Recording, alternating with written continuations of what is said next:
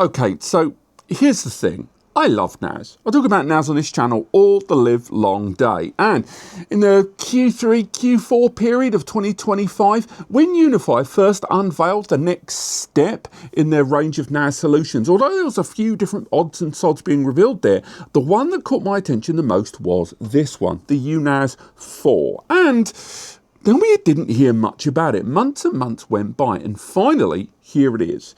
The UNAS 4 is their desktop 4-bay solution. Now, if you're outside the world of NAS, you probably don't know. A 4-bay desktop NAS solution is pretty much the fully featured Adidas Reebok classic of NAS. It's the one everybody goes for, either as their first NAS or an established home lab. A 4-bay NAS solution is crucial to any brand to get right. If you screw that up, everything else falls apart. And when I first saw the specifications, when I first saw the build of this, and when I reviewed the 2-bay, I won't lie to you, I was concerned about this 4-bay because the way they were going about things was very different to everyone else. And I will say there are elements of the architecture on this that are truly unique.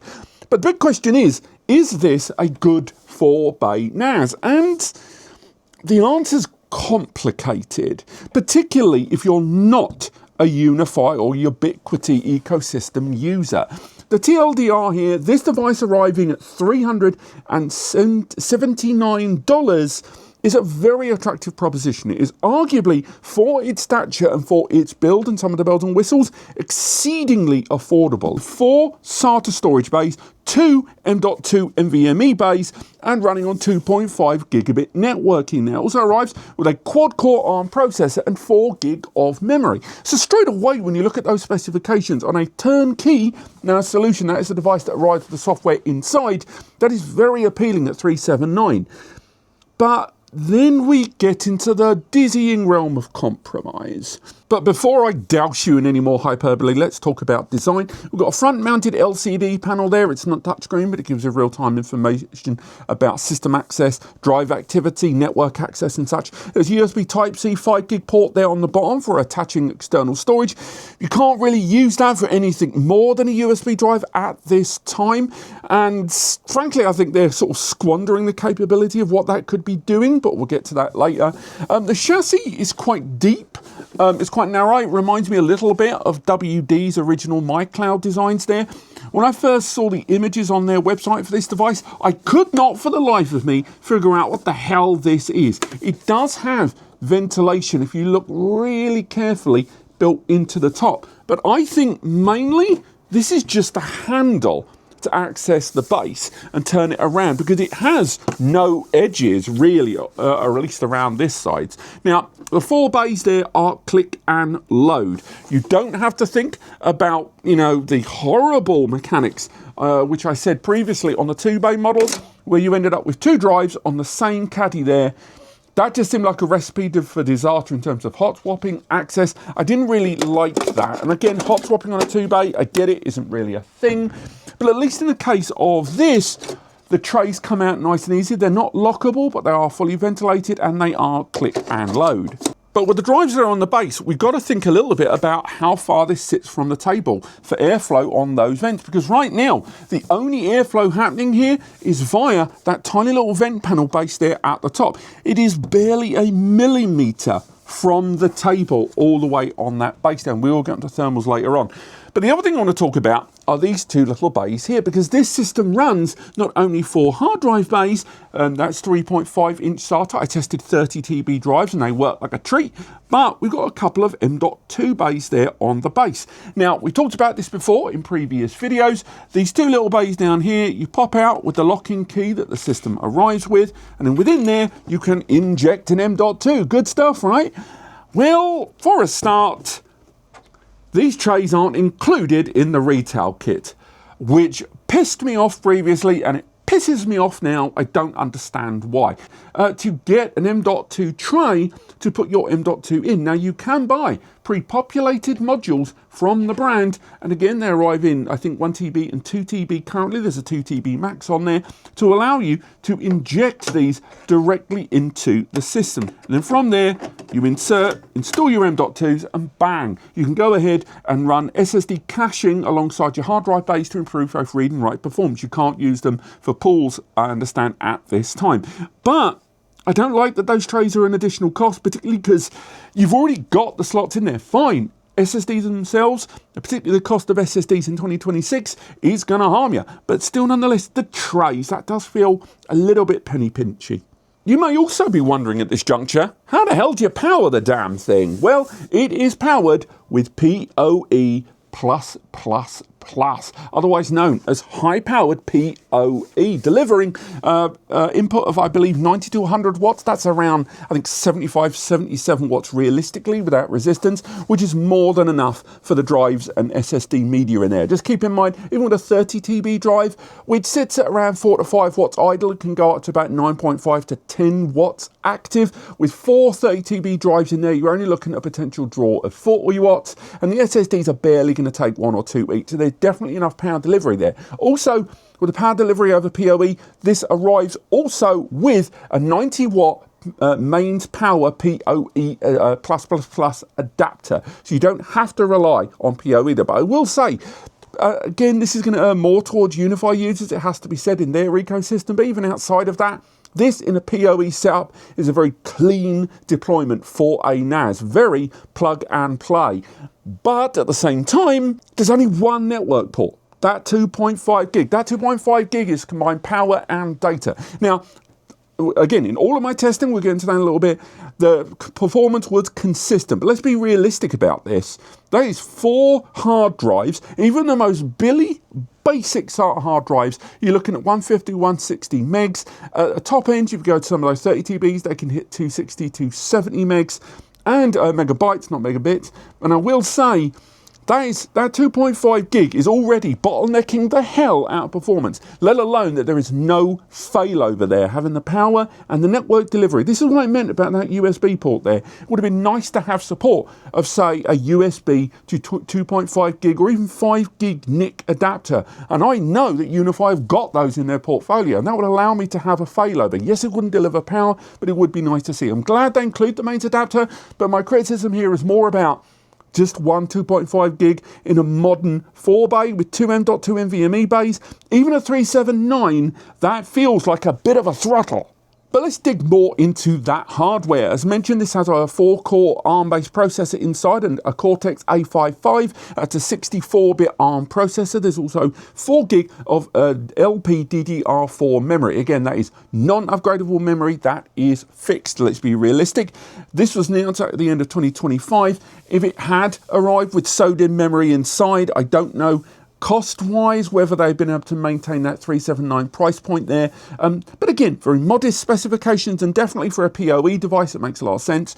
Ubiquiti and UniFi products have a huge history of relying very heavily on ARM-based processors. They've got a lot of experience within that field, so I get it. Still, I think there are some users that are going to wonder just how much you can push that kind of hardware, but I don't believe this device is targeting that kind of user. This is a NAS for the sake of NAS, for the sake of storage, and within that realm, I get it. But still, nonetheless, do realise this does have something of a glass ceiling, and unlike some of the Pro Series devices that bring in some other bells and whistles in terms of redundant power supplies, in terms of a little bit more RAM to play with there, this is definitely a more modest proposition. But what about operation? We're going to talk power, we're going to talk noise, we're going to talk thermals. Let's start with power first. We had the system set up in 3 different configurations. Number 1, to get a baseline reading, utilising, by the way, that PoE mains adapter it arrived with. I went ahead and set up the device, but didn't let the drives be installed, or M.2 SSDs. I wanted to see the baseline power utilization with just the CPU and memory, and it came in at around 14.1 watts. So that gives you the baseline. Of course, the different hard drives and SSDs you choose to use and compatibility wise are going to have a different draw, but in terms of having 4 8 TB drives and those WD Ultrastar drives, again, if you do buy the hard drives from UniFi's own website, you generally get either Ultrastar drives or Western Digital class HC drives or WD Red Pro drives. And with that, with 4 8TB drives inside and 2 2TB M.2 NVMEs inside, with the system in idle, I saw a power consumption of 46 watts. Keep in mind, again, with those hard drives, they are 7200 RPM, 256 megabyte cache drives. So 46 was kind of expected there or thereabouts, allowing for between 4 to 7 watts per drive. Now, with the system being accessed, all M.2 NVMe and hard drives being read and write accessed simultaneously, with the CPU and RAM at least 50% utilization, we saw a power consumption of around 50 to 51 watts steadily there. So again, not a huge amount of distinction between the standby and the active. And by the way, that was with the fans set to idle, which brings us into noise, because you can adjust the fans on this, which allows you a little bit of give and take in terms of noise in operation. So we had 4 different configurations, and with those 4 different configurations, these were the reported noise levels in decibel.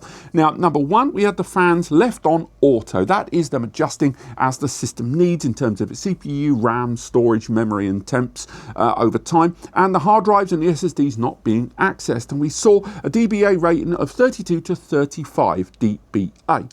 Next, I set the fans to their lowest reported spin, so that again just allows for lower noise, but of course then you've got to factor in your temps, and with the hard drives and SSDs being active. And in that scenario, we saw 31 to 34 dBA.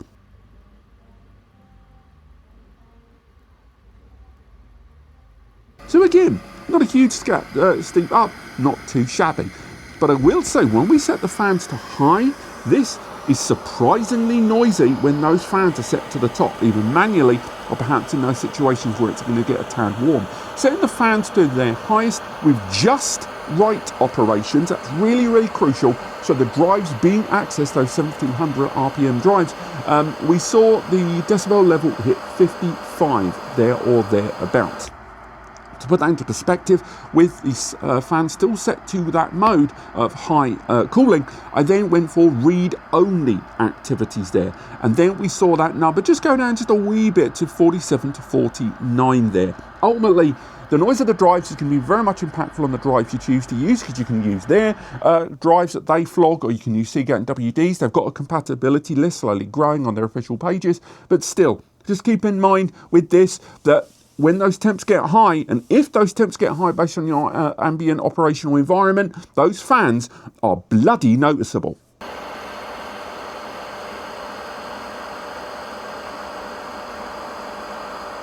And how does that translate into thermals? We got our HIP micro thermal camera and set the device up, and we had it running for 24 hours with intermittent hourly access. Actually, this system's been going for weeks, but just for this thermal period, I set it up so we were doing regular backups and regular access there. This is how it read out. I would argue the hottest was on the rear of the device, where the base panel there is pretty much where the main controller board is, and that air feeding into that rear fan. The LCD panel there on the front was showing around 35 watts, just, you know, because a little bit of electronics. But on the rear of the device, we saw between 40 and 43 degrees. You can kind of very clearly see it.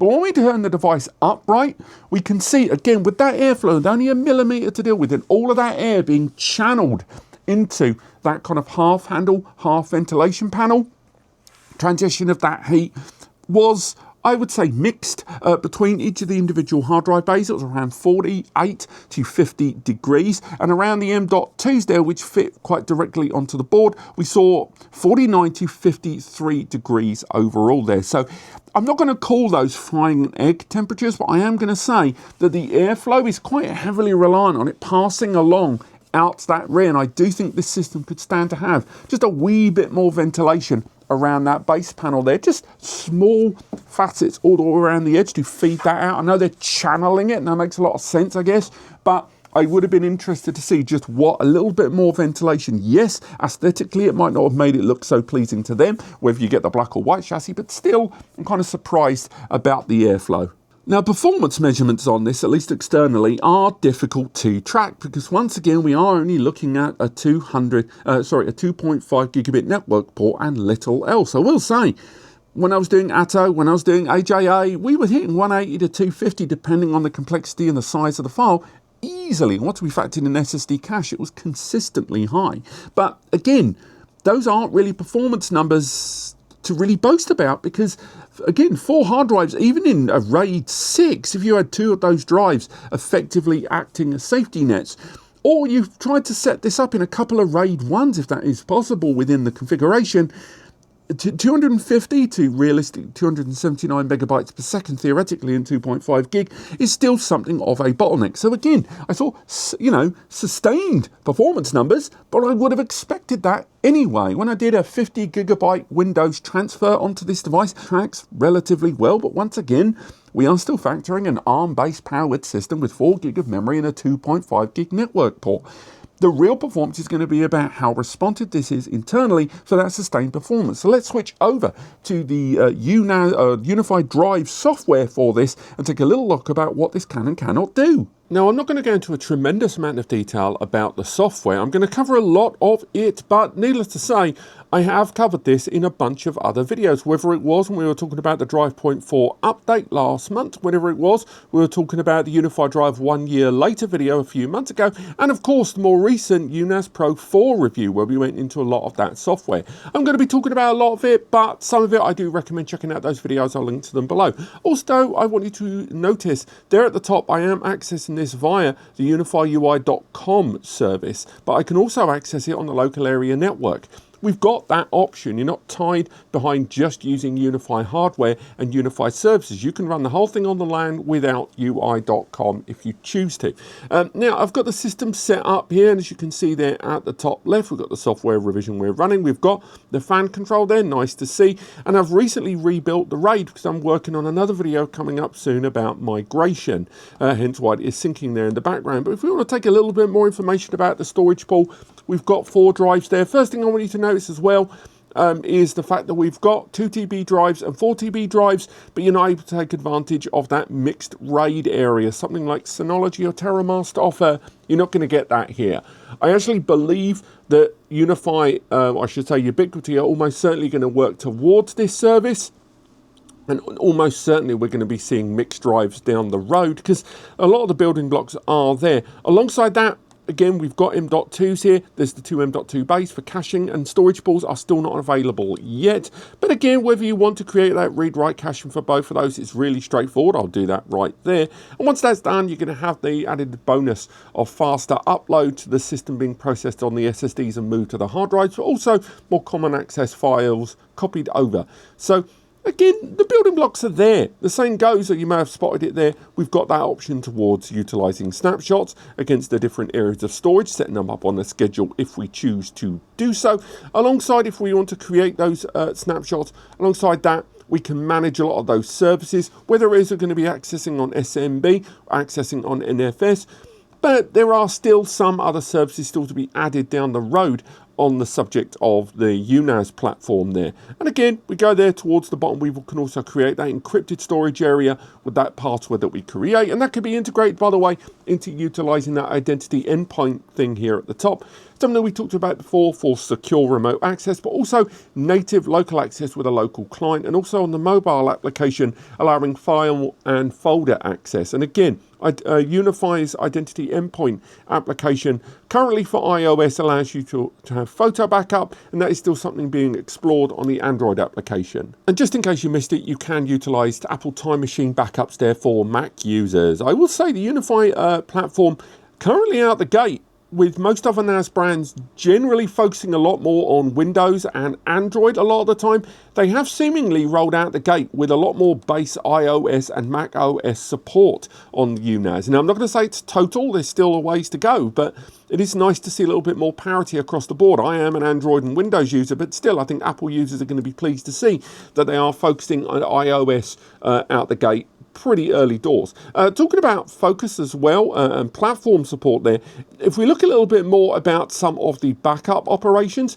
so the backup tasks that you can set up on the system are pretty straightforward. So we've got an offsite backup here, for example, where we can back up that local drive that I've got created there, and I can choose, if I wish, to not only back up to a remote UNAS system or back up to a third-party system over SMB, but also those cloud services support. But now, alongside traditional standard Billy basic cloud storage support along those platforms there. We can also now utilize the more business-focused Office 365. And again, no doubt we're going to be seeing them integrating things like Google Workspace down the road for more native level backups. So again, we are talking about when the backup of your data isn't just simple file folders, but when it's native to different services, and therefore restoration of that data being a lot more native is going to be hugely appealing. As you can see them working towards covering those other elements of Office, Microsoft 365, and no doubt Google services to follow.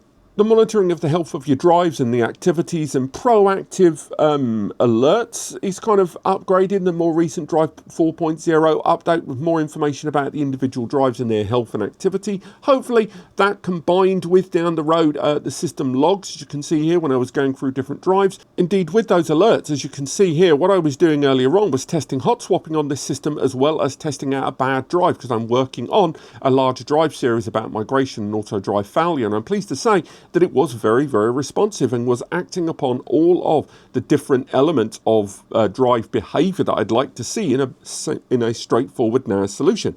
And again, a lot of these alerts can be tailored within your UI.com services, but crucially, they don't have to be. I'm not going to say that you're going to get the full UniFi NAS or UNAS experience if you don't use their services, but the majority of them are available to you without signing up to Ubiquiti's own platform services. File folder creation and management is very, very straightforward. Again, when you create your storage area, you create an area of file folder access here in the web browser. And again, synchronizing with the identity endpoint will allow for easier localized access. Again, it's not going to be as file syncing and instant data streaming and 30-day removal of cache that we see from the likes of Synology Drive, but I will say they're definitely going in that direction. It's just going to take time. Remember, these guys have only been in the NAS game for around 14 to 15 months at this point, so comparing them directly against a 25-year name in the world of NAS is always going to be difficult.